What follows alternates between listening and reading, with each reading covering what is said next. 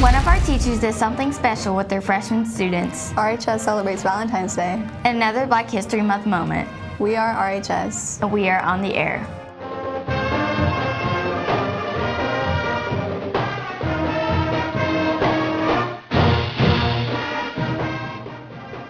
I'm Sanaya Parsons. And I'm Brandy Mendoza. We've all read The Freedom Riders. One freshman English teacher here at RHS has taken that idea and created a book with her students. I'm Maddie Breton, and today we're going to be talking to Miss Fulvey about the book her early college students have been working on. So the book is called Growing Up in Richmond, and it's a collection of stories written by my ninth graders, the early college ninth graders. And every early college ninth grader wrote a journal. And then I asked them what story they had to tell. If they could pick one piece of their life that they thought was important to share with the community, what would it be? And I didn't give them a very strict prompt. I didn't say you had to write about something sad or happy or anything like that. I just said, what is your story? And so we took a couple weeks and we wrote and rewrote and edited and re-edited and submitted and resubmitted lots of different stories. And then the end process was me collecting them all, putting them together in one sort of final document and binding them up. My inspiration was Aaron Gruelle in the original Freedom Riders. So everybody who's gone through ninth grade here knows about the Freedom Riders Diary and about Miss G. And this past summer, I actually got to go to Long Beach, California, and I actually got to meet Aaron Gruelle in original Freedom Riders. And it deals with real world issues that every teenager in this building faces every day. So stuff about parents, about death, about just what it's like to grow up here in Richmond, Indiana. And it's really inspiring. All the journal entries are really well written and they're really honest, and I'm just very proud of the students who participated in it. All these students that are reading this, they have their own struggles in their life, but these stories show that you're not alone in this world. There's people who relate to you. There's people who might have even worse stories, and it shows that even no matter how bad your situations get, there's always hope for you. We get to think about ourselves while we do our writing and our brainstorming, and we get to think of this experience and just go back on it and evaluate ourselves about it and see what we can do for the future. See Miss Fulvey for more information about the book. From On the Air, I'm Maddie Breton. Back to you guys at the studio. As we continue our honoring of Black History Month, we bring you another moment. This time, a 6-year-old girl helps to bring change.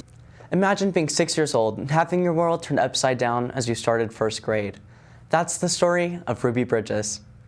In 1960, her parents volunteered her to be enrolled in a white elementary school by the NAACP. She was one of only 6 children who passed a test to show they were capable of moving to a white school, and was the only one who went to France Elementary School. On her first day, she had to be escorted into the school by 4 federal marshals. As soon as she walked into the school, many white parents rushed into the school and pulled their children out. Almost all of the teachers in the school refused to teach her. The only one was Barbara Henry, who agreed. Every day she went to school, there were 2 women outside of the school, and one would threaten to poison her, and the other one would hold up a black doll in a coffin. Because of those threats, she could only eat food that she brought from her house for lunch and had to be escorted by marshals every day to keep her safe. Today, she continues to be an activist for civil rights and still lives in New Orleans, where her story unfolds. We can all look at Ruby Bridges as a hero in the civil rights movement, and she's just as important today as she was back then, and I hope everybody is equally as inspired by her.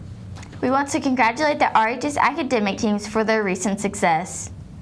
At their most recent meet, the Fine Arts team and Social Studies both took first place, with the interdisciplinary team taking second. The team travels twice more than this month for a meet. Good luck. Yesterday was Valentine's Day, and we take our look around RHS. We start there.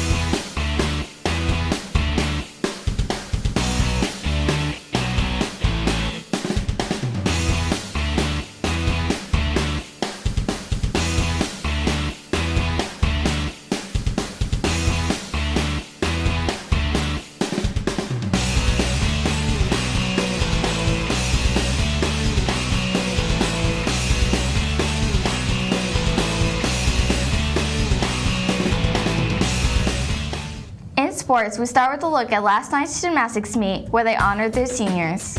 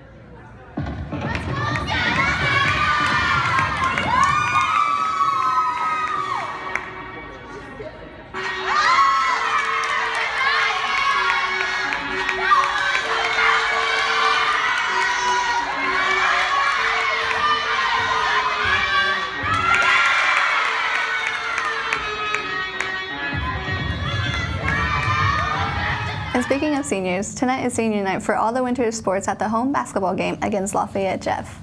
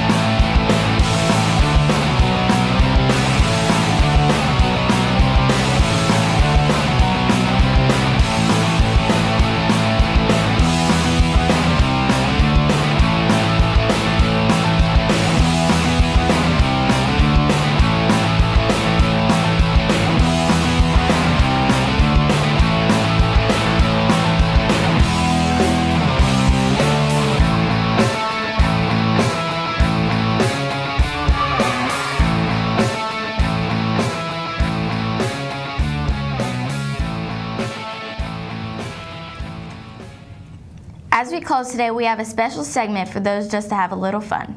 Sit back and enjoy. Nothing special. For On the Air, I'm Sanaya Parsons. And I'm Brandy Mendoza. Have a great weekend. All right, ready? All right. Let's see what we got. Spell top. Top, T-O-P. Say it twice. Top, top. Say it 3 times. Top, top, top. What do you do at a green light? Stop. Think about it.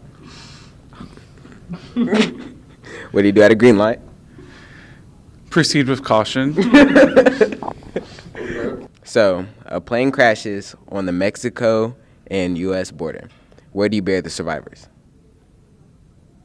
In their home countries.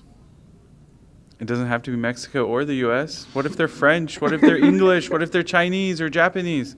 They're survivors. Why are you going to bury them? Oh, my God. All right, what's your name? Lynch. Okay. If a squirrel, a bird, and a monkey race up a coconut tree, who will get the banana first? You said a squirrel and what? A bird and a monkey. I don't know. A monkey? I don't know, Pat. What kind of question is that? Just take a guess. Is monkey answer?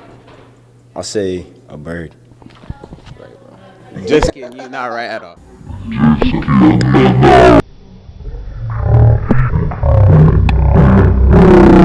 You're not right at all. What is it? You can't get a banana in a coconut tree. All right, Cream. Work your magic, buddy. Work it. Work.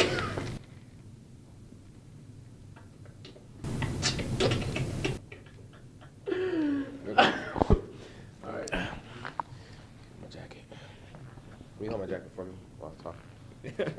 All right. What 2 colors do you mix to get blue? Red and purple. I'm not sure. You're right, bro. It is? Yeah, good Real? stuff. Yeah, stop. Come on, bro. Just kidding. It's not right. All right. I'm not going to tell you the right answer, but. Okay. What state was the Boston Tea Party in? Boston. Boston's not a state. Okay. All right. If a plane crashes on the Mexico and U.S. border, where are the survivors buried? Underground. Where? 6 feet underground. No, like where at? There's no survivors. I guess I don't. Wait. I don't know. America, I guess. What's the right answer? They're survivors. You don't bury them.